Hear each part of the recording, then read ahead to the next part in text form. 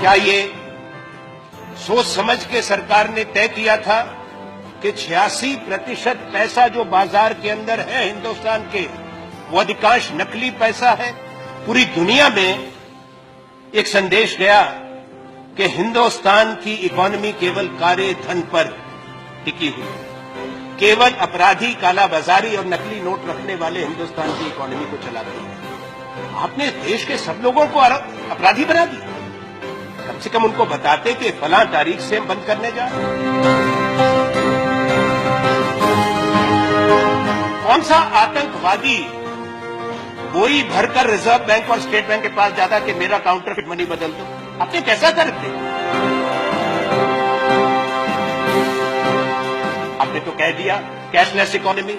कौन सी cashless economy है दुनिया के अंदर? बड़ा अच्छा, फिर तो अमेरिका के सेंट्रल बैंक को डॉलर नहीं छापना चाहिए। अगर दुनिया के अंदर सिर्फ कैशलेस इकोनॉमी होती, आप रातों रात करना चाहते हैं जो दुनिया में बड़े देश आज तक नहीं कर पाए। कौन सा अधिकार प्रधानमंत्री और आपका है कि बैंक में जमा खातों पे पैसा निकालने पर आप पाबंदी लगाए? यह अधिकार किस कानून ने आपको दिया? किस संविधान ने आपको यह कानून दिया? ये कैसा देश आप बना रहे हैं कि पैसा हमारा हो, पैसा हमारा हो और आपसे भीख मांगे कि हमको अपने अकाउंट से अपना पैसा निकालने दो? आपने आर्थिक अराजकता भारतवर्ष में लाई है। आपने हिंदुस्तान की जो अर्थव्यवस्था है, जो नकदी भुगतान पे चलती थी, आपने उसकी भीड़ की हड्डी तोड़ी है। आने वाला वक्त आपको बताएगा। आपके पास सूचना है स्विस बैंक में किसका पैसा है? सूची आपके पास है। लाइफेंस्टाइन की सूची आपके पास है। 83 देशों के साथ हमारे समय में भी समझौता था। तो बताएं देश को कि किसका कौन कौन उस सूची में है। नाम बताएं देश को आज प्रधानमंत्री। हमारी मांग है उस सूची में सब लोगों को नामजद करें, तो पता लगे उसमें से कितने आपको बाला पहनाने वाले हैं। ज्यादा बहुमत उन्हीं का निकलेगा। उनके नाम क्यों नहीं बताते? अब 2.5 साल हो, आज की तारीख पूरे 2.5 साल मध्यावधि सरकार की आपके चुनाव जीतने की हो गई। 16 नवंबर है आज। अब सारी बात बदल दी। आप काला धन बाहर से वापस क्यों नहीं लाए? आप सवाल नहीं कर सकते।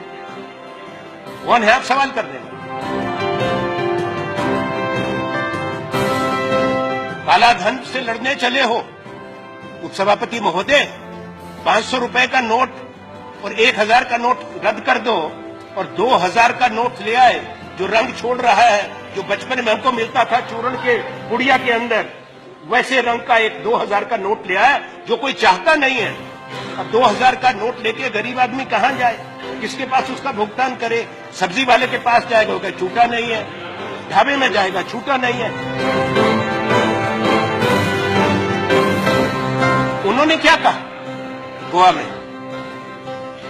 उन्होंने कहा भाइयों बहनों, मैंने तमाम उन लोगों को, आज कौन लोग कतार में खड़े हैं? वो लोग कतार में खड़े हैं जो 2G के घोटाले में थे, जो कोयले के घोटाले में थे, जो काले धन के व्यापार करते हैं, जो काले धन के प्रतिनिधि हैं। मैं निंदा करता हूं नरेंद्र मोदी प्रधानमंत्री जी की कि आपने हिंदुस्तान का गरीब आदमी जो 5 दिन से 6 दिन से कतार में खड़ा है 2000 रुपए निकालने के लिए, 4000 रुपए बदलाने के लिए, आपने उसको अपराधी कहा, कालाबाजारी कहा, स्कैमर कहा। प्रधानमंत्री को माफी मांगनी चाहिए।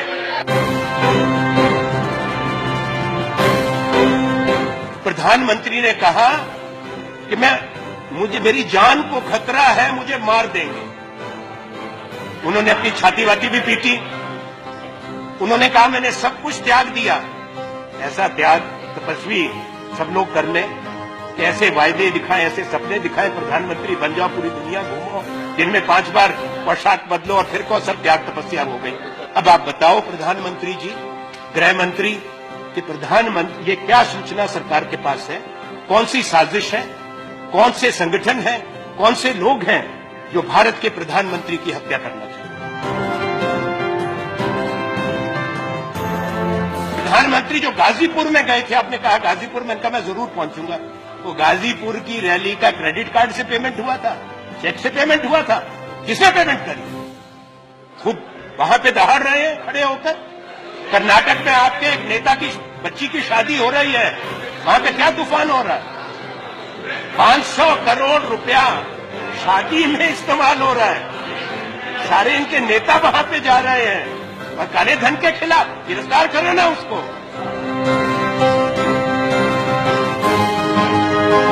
आज स्टेट बैंक ऑफ इंडिया की रिपोर्ट आई है। उस रिपोर्ट में क्या है? उस रिपोर्ट में है कि मार्च महीने से स्टेट बैंक को पता था कि ये 500 और 1000 के नोट वापस होंगे। अगर मार्च महीने से पता था तो अब स्टेट बैंक क्यों कह रहा है कि अभी रिकैलिब्रेट करने में और 3 हफ्ते 4 हफ्ते लगेंगे? क्यों? तैयारी क्यों नहीं की थी?